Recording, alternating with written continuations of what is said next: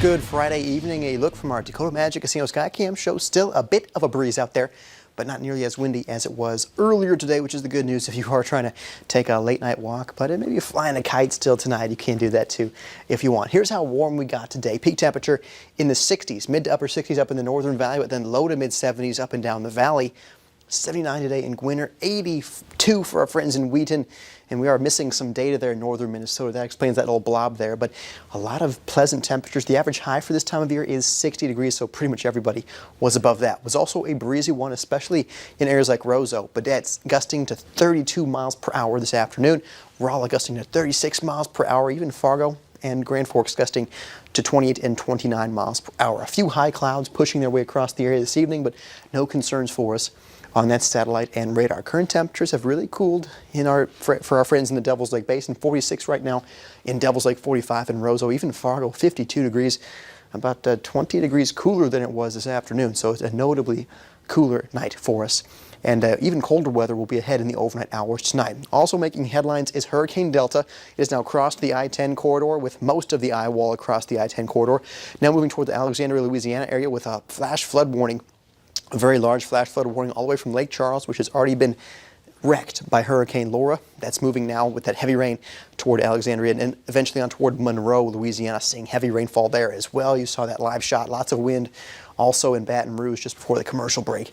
You saw that camera shaking a little bit with those winds. The track is expected to make its way through the northern part of Louisiana. Has already weakened to a Category 1 hurricane, which is the good news for those folks in northern Louisiana. But still, winds sustained at 75 miles per hour, gusting to 100 miles per hour.